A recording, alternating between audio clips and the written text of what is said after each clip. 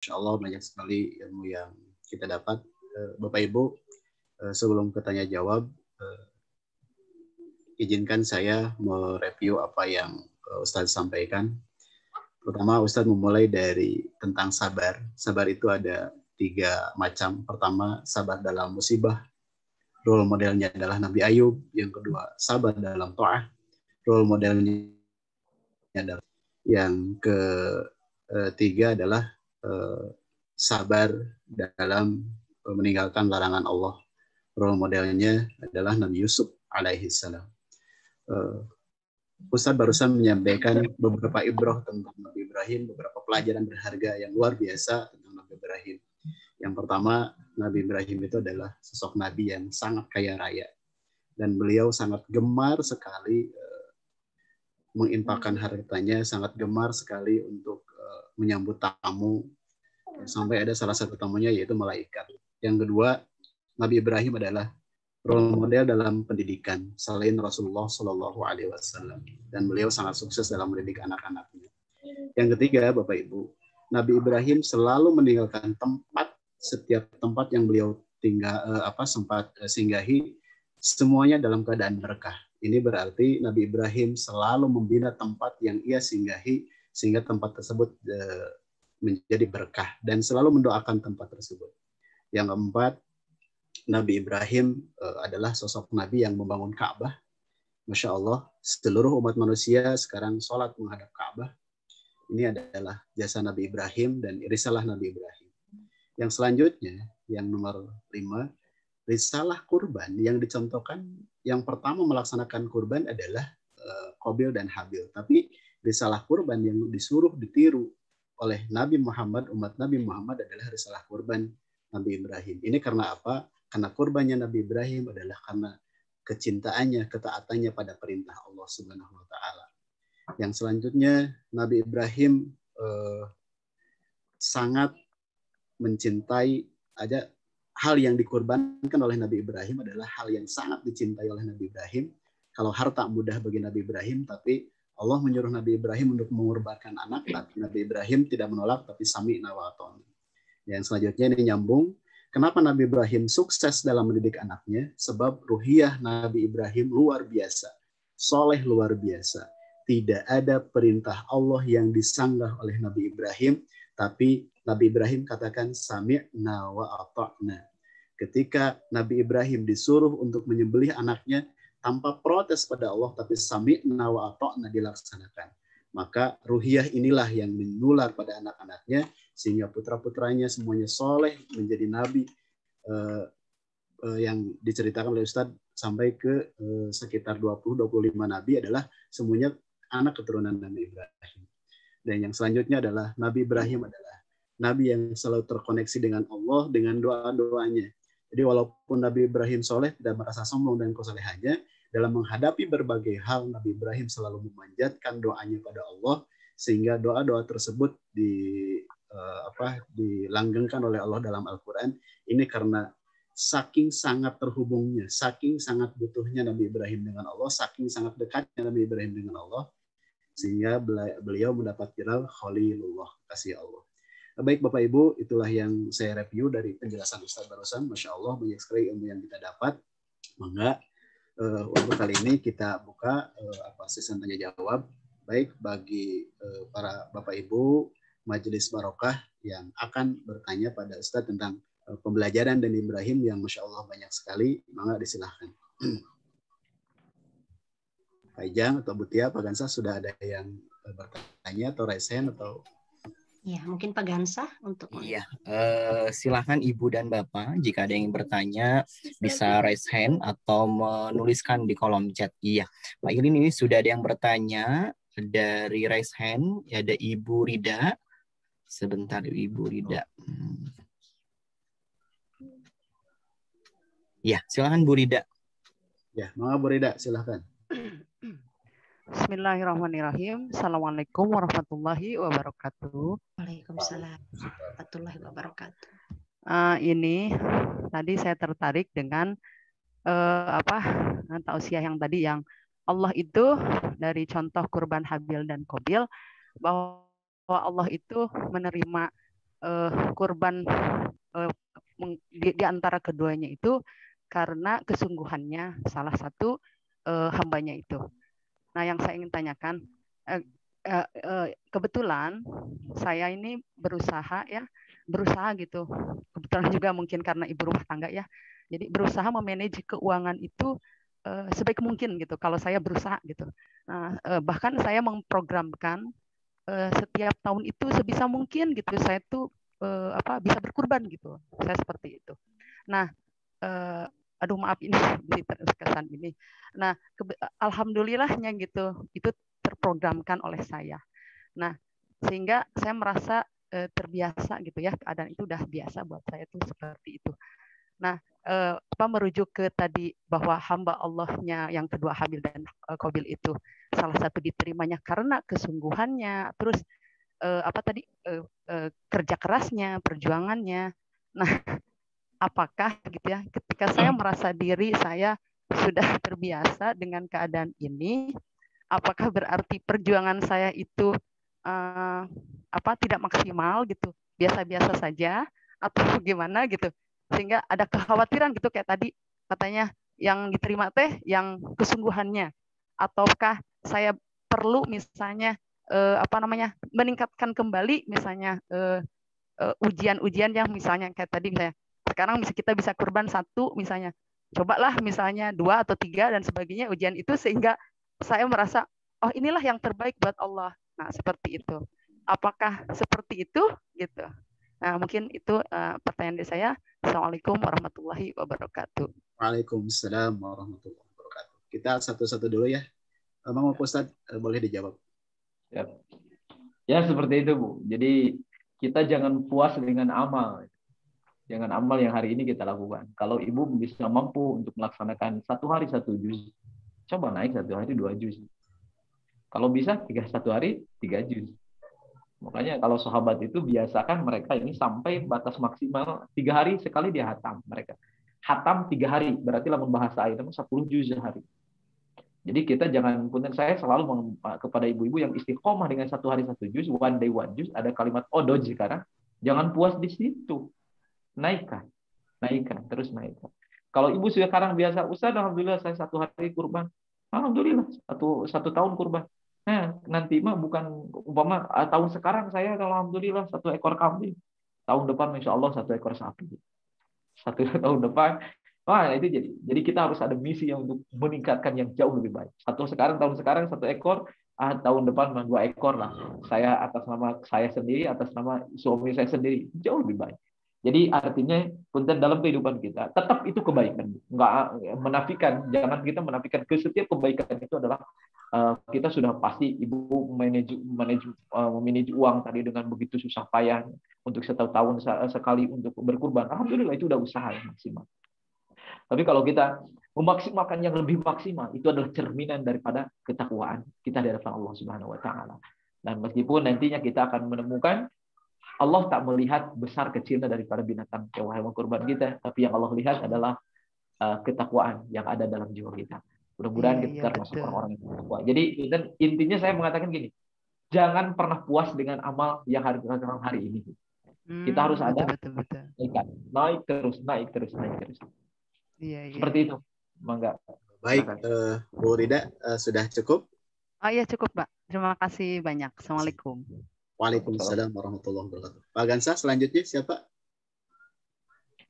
Ini ada yang raise hand dari Bapak Iqbal Gifari. Sebentar ya.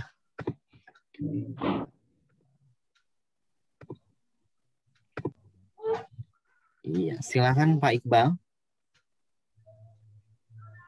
Mengapa Pak Iqbal? Bismillah, terdengar suaranya? Terdengar Pak Iqbal. Iya. Sebelumnya saya meminta maaf, itu kan di nama yang tertera di Zoom meeting itu namanya Iqbal Gifari. Saya belum cross check nama asli saya Epi Mulyana, itu mah hanya email orang lain. Email orang lain. Epi Mulyana, saya berasal dari SDN 033 ASMI. Yang ingin saya tanyakan Ustadz dan mohon izin juga ya kepada Bapak Moderator, Bapak Ilin Jailani, dan terima kasih atas waktunya. Saya ingin menanyakan kepada Ustadz terkait permasalahan tentang kurban.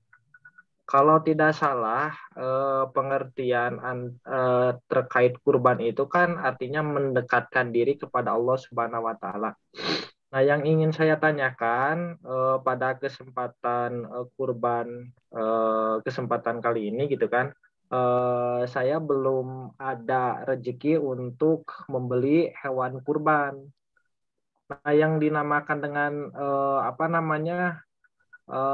Sohibul kurban itu siapa saja orangnya, atau kalau misalkan saya tanya seperti ini, apakah sama pahalanya orang yang berkurban ataupun bisa membeli hewan kurban dengan orang-orang yang mengikuti prosesi kurban tetapi niatannya sama, ingin mendekatkan diri kepada Allah Subhanahu wa Ta'ala meskipun orang tersebut itu membagikan hewan kurban. Terima kasih. Ya, teman Pak Mulyana. Mangga Ustadz, silakan. Oke. Saya itu Pak melihat fenomena di Indonesia, Bapak-bapak, itu keren gitu. Indonesia itu ada kurban, itu ada kepanitiaan gitu ya, ada dibagi-bagi pengurus, segala macam. Sampai ibu-ibu tuh bawa peso gitu ya, bawa talenan, indah itu Pak, asli Pak. Tidak pernah ditemukan itu di Arab Saudi, Pak.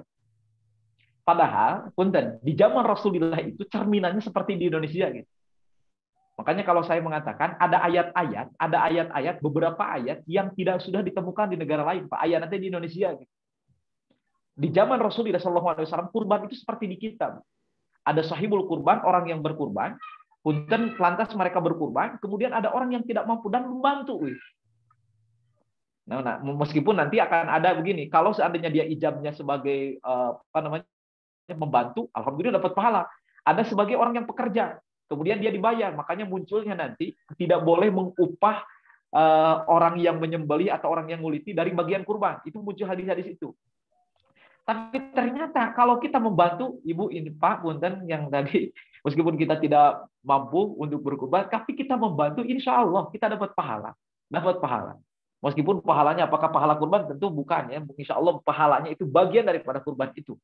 Karena kalaupun kita jadi umat Rasulullah itu sebenarnya, saya ngomongin umat Rasulullah itu, Rasul itu saking cintanya kepada kita sampai ada jaminan setiap umatnya itu mesti masuk surga ya. Kalau kita punten kalimat ada memiliki kalimat la ilaha illallah, punten dalam hadis Bukhari itu panjang ya, ngomongin tentang keutamaan kalimat la ilaha illallah. Kalau orang sudah mengatakan asyhadu an la ilaha illallah wa asyhadu anna Muhammadar Rasulullah, mesti dia masuk surga gitu. Meskipun pang telat-telatnya. Karena dosanya banyak itu loba gitu. Tapi ada kalimat syahadat, insya Allah masuk surga gitu. Itu hebatnya jadi umat Rasulullah SAW. Dan Rasulullah itu orang yang perhatian, Nabi yang paling perhatian kepada umatnya itu Rasulullah. Sampai beliau pernah berkurban, dengan satu kambing dan beli doanya kemudian diabadikan dalam hadis, Allahumma taqabbal minni wa an ummati. Ya Allah, terima ini adalah kurbanku dan seluruh umatku. Jadi punten bapak-bapak yang bahasa saya, kalaupun di antara kita saking miskinnya dia sama sekali selama hidupnya tidak pernah berkurban, jangan khawatir, orang ini mesti mendapatkan pahala kurban, di mana kurbannya itu adalah pernah dikurbankan oleh baginda Rasulullah SAW. Jadi Kang, punten, alhamdulillah kalau kita bisa membantu saudara-saudara kita di tempat penyembelihan, kita ambil andil ya, tapi jangan mengharapkan imbalan di dunia ya. Ari balik, nah cina ari keresekna saya ngehiji kan mau ari jadi panitia mau kuduna 2. Nah itu udahlah. Kayak bisa hilang pahala akhiratnya. Lebih baik kita datang dalam rangka kita juga pengen mendekatkan diri kepada Allah Subhanahu wa Ta'ala. Jadi seperti itu, insya Allah setiap orang yang andil akan mendapatkan pahala di sisi Allah Subhanahu wa Ta'ala. Makanya Ibu dan Bapak keren bahasa ini hasil saya ngaji kemarin nih dengan guru saya. Ibu benar. Kalau kita makan, kalau kita minum nih, doanya apa? Tahu kan? Allahumma apa? Barik lana. Barik lana. Oke. Menggunakan jama atau menggunakan mufrad? Jama. Ternyata kata guru saya itu hasil ini kan. Kenapa? Punten. Doa itu mutlak, punten. Nggak boleh dirubah. Allahumma barik li enggak. Allahumma barik lana fima razaqtana. Ketika kita makan, yang kita doakan itu bukan kita yang makan. Tapi siapa yang menggarap nasi ini, para petani itu didoain sama kita. Penjualnya, yang jual belinya, semua anu bahasana, anu tanurna, anu bahasa di kampung, nu tanurna, nu gacongna, semuanya didoakan oleh kita. Ya Allah, berikan keberkahan kepada mereka. Jadi ternyata kita ini keren gitu sebagai umat Rasulullah, di mana luar biasa. Allahumma barik lana fima razaqtana wa qina adzabannar, menggunakan ya Allah selamatkan mereka dari api neraka. Jadi ketika kita makan, kita itu sebenarnya mendoakan saudara-saudara kita yang mana mereka dengan wasilah mereka datangnya minuman kepada kita, datangnya makanan kepada kita. Insya Allah semua akan mendapatkan pahala. Ya, itu Kang Iqbal meskipun ini emailnya punya orang ya. Siap. Ya. Bagaimana Pak Mulyana? Sudah cukup jelas? Atur nuhun atas cekap Ustaz. Mangga lajeng. Atur nuhun Pak Mulyana. Mangga Pak Gansah, ada lagi yang lain? Iya. Di kolom chat ada pertanyaan. Oke, di kolom chat sudah ada beberapa pertanyaan yang saya akan bacakan satu persatu Pak Ustadz. Yang pertama dari Ibu Sofi. Assalamualaikum warahmatullahi wabarakatuh. Mohon izin bertanya Ustadz, bagaimana dalam istiqomah kesabaran ketika rasa kekhawatiran yang muncul, terutama ketika sekeliling lingkungan terkena wabah.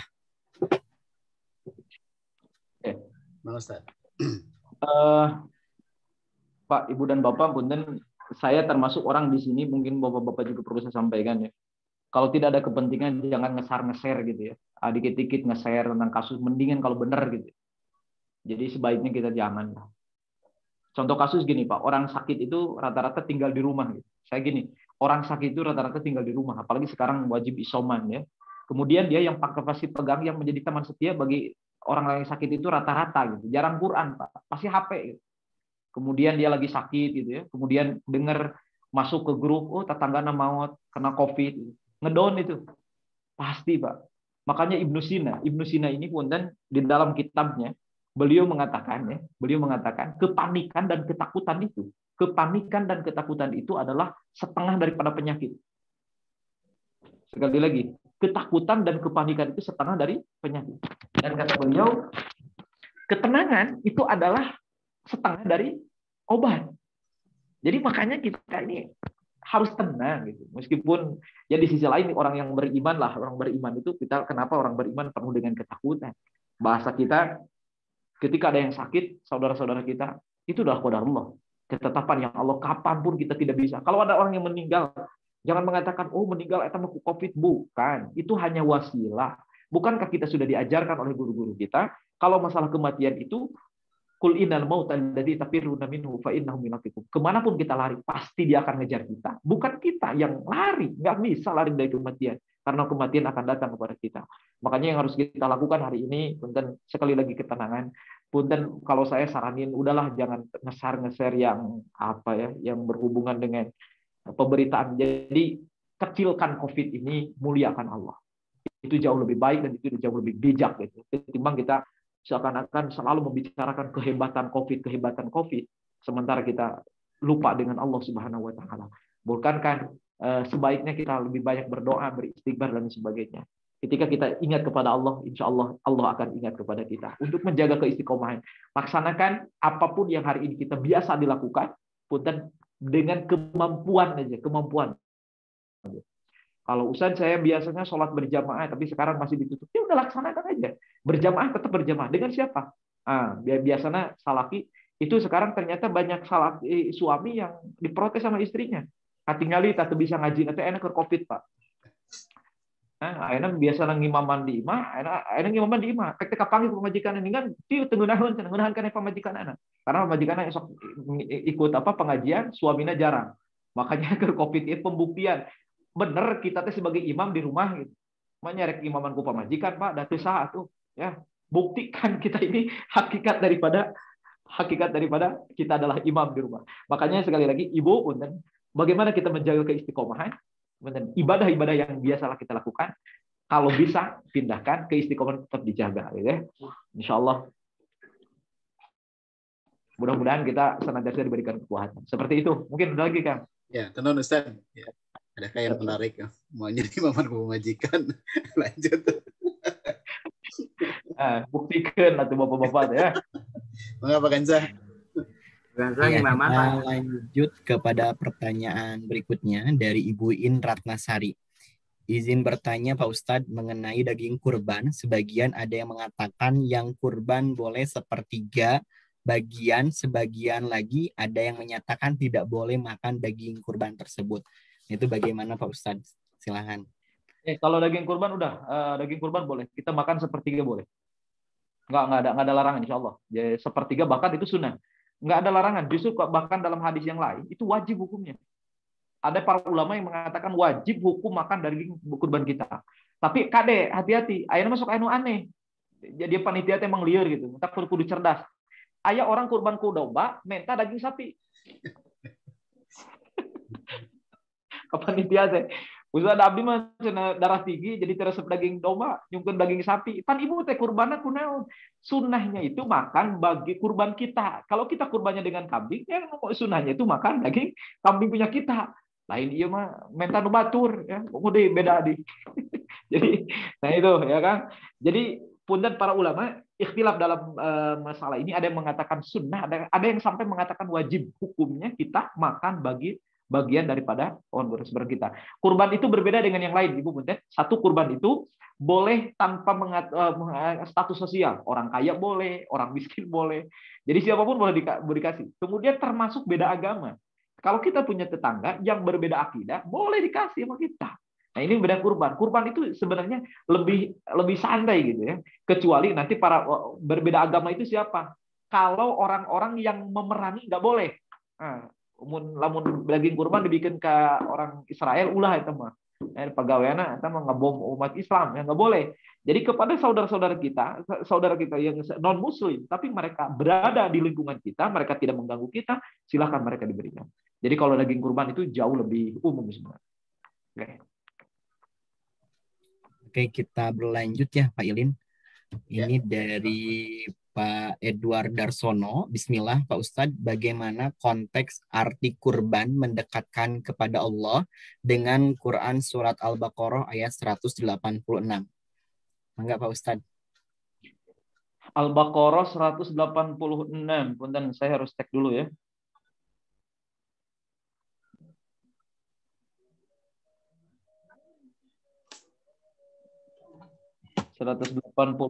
itu ayatnya wa idza sa'alaka ibadi anni fa inni qarib. Oke, kalimat qarib itu ya kurban qarib gitu ya. Jadi kalau dalam satu ayat 186 itu mengisyaratkan bahwasanya Allah itu tak jauh dari kita. Dan itu mengisyaratkan lebih ke arah doa ya. Jadi kalau kita berdoa kepada Allah Subhanahu wa taala, jadi sebenarnya hamba Allah itu mendekatkan diri kepada Allah itu dengan berbagai wasilah. Boleh ibu punten istiqomah dengan sholat. Nah itu cara mendekatkan diri kita melalui sholat. Jadi bahasanya kalau bahasa Ustadz Yusuf Mansur itu mengetuk langit dengan sedekah. Ya. Jadi kita sedekah tiap hari dalam dekatnya kita dengan Allah itu melalui pintu sedekah. Ada orang yang dekatnya dengan Allah Subhanahu Wa Taala melalui sholat. Ada orang yang dekat dengan Allah Subhanahu Wa Taala melalui baca Quran. Ada orang yang dekat dengan Allah Subhanahu Wa Taala melalui saum. Ada orang yang dekat dengan Allah Subhanahu Wa Taala melalui doa. Nah salah satunya jangan khawatir. Kadang-kadang orang berdoa seakan-akan punten. Gini Bu, doa itu kadang diuji. Umpama gini lah, saya berdoa ya Allah melindungi keluarga saya, melindungi keluarga saya. Guys gitu teh, isuk nate positif gitu. Biasanya apa kita? Rata-rata kita, jika doa saya tadi ijabah. Nah ini salah banget gitu. Ketika kita mengatakan setiap doa pasti diijabah, makanya Allah Subhanahu Wa Taala uji budak watadaan. Ayat ini mengatakan Allah itu dekat. Bukan berarti doa kita ketika kita minta dilindungi tiba-tiba positif. Doa kita tidak diijabah, itu diijabah. Tapi dengan Allah Subhanahu Wa Taala, Allah tahu yang terbaik. Gitu. Makanya insya Allah.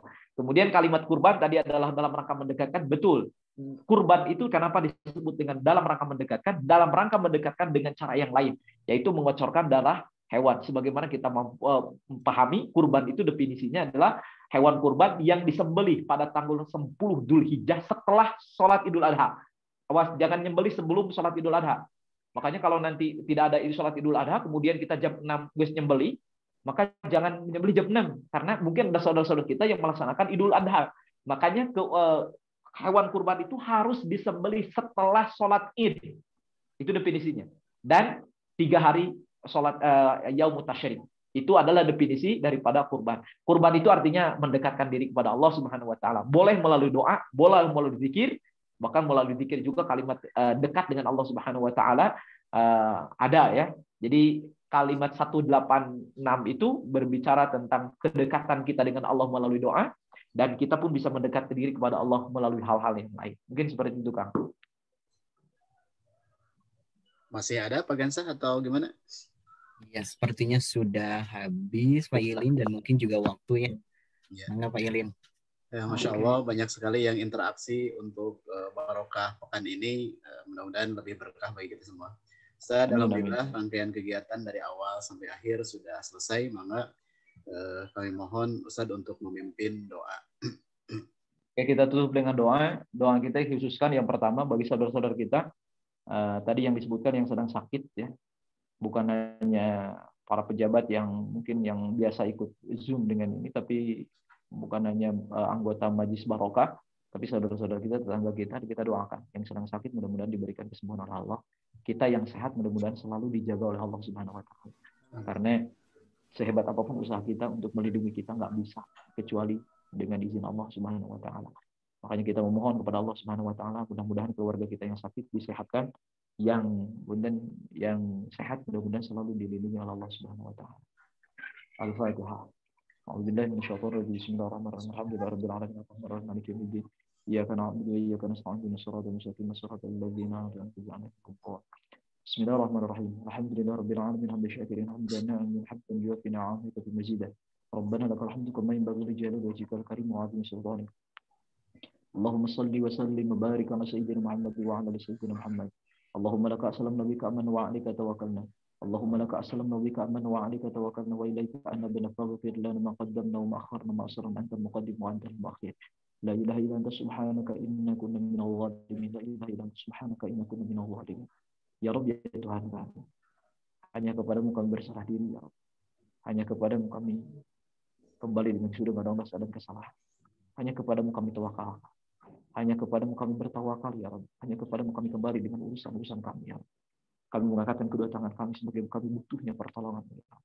Kami adalah hamba-Mu yang lemah tanpa kekuatan yang Kau berikan kepada kami. Kami adalah hamba-Mu yang miskin tanpa harta yang Kau titipkan kepada kami ya Rabb. Kami adalah hamba-Mu yang tidak memiliki apa-apa kecuali yang Kau titipkan kepada kami. Anugerahkan kepada kami ya Rabb rizki yang halalan thayyiban katsirun mubarakan, yang dengan harta itu kami mampu berbagi dengan orang lain. Titipan kepada kami kesehatan, yang dengan kesehatan itu kami bisa menjalankan taat kepada-Mu ya Rabb. Ya Rabb, ya Tuhan kami, sekiranya di antara kami ada saudara-saudara kami yang sedang sakit, berikan kesembuhan kepada mereka ya Rabb. Berikan kesembuhan kepada mereka. Allahumma shalli ala sayyidina Muhammadin tibbil qulubi wa dawaiha wa afiyatil abdan wa shifaiha wa nuril absari wa diyaiha wa ala alihi wa sahbihi wa sallam. Allahumma rabban nas azhibil ba'sa ishfi anta shafi la shifa illa shifa wa shifa la ghadira sahama. Birahmatika ya arhamar rahimin. Allahumma inna na'udzubika min jahdil bala wa dharki syaqwa wa su'il qada wa shammatati al'adab. Allahumma adfa'na al-ghala wal bala wal waba wal fahsya wal munkar wa suyub wal mukhtalifata wa syada'id wal mihan ma dhahara minha wa ma batan min biladina hadha khassa wa min buldanil muslimina 'ammah innaka 'ala kulli syai'in qadir. Jauhkan kami dari mara bahaya. Jauhkan negeri kami dari perpecahan. Jauhkan negeri kami dari perselisihan. Jauhkan negeri kami dari wabah ya Rabb. Ya Rabb, ya Tuhan kami. Berikan kepada kami ketenangan dalam ibadah ya. Berikan kepada kami ketenangan dalam beribadah. Berikan kepada kami ketenangan dalam beribadah. Bi rahmatika ya arhamar rahimin. Rabbana atina fid dunya hasanah wa fil akhirati hasanah wa qina adzabannar. Da'awahum fiha subhanaka Allahumma wa tahiyyatuhum fiha salam. Wa akhiru da'awahum alhamdulillahi rabbil alamin. Istajib du'ana bi barakatil Fatihah. Billahi minasyaitonir rajim.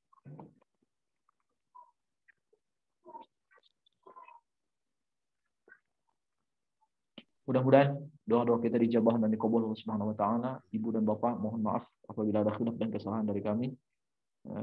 Pak Ustadz, ada yang nak? Assalamualaikum warahmatullahi wabarakatuh. Waalaikumsalam warahmatullahi wabarakatuh. Waalaikumsalam warahmatullahi wabarakatuh. Jazakumullah khairan katsiran Ustaz.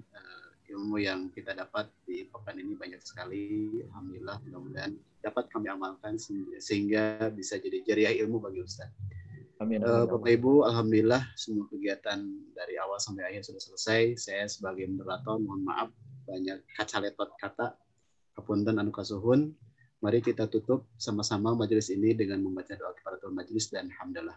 Subhanakallahumma bihamdika asyhadu an la Asyhadu an la ilaha ilaha illa illa anta anta astaghfiruka wa atubu ilaik. Assalamualaikum warahmatullahi wabarakatuh. Waalaikumsalam warahmatullahi wabarakatuh. Pak Kadis, Pak Kadis sehat, kelas Pak Kadis, Pak Habib sehat, Bu Vivi sehat Bu Vivi.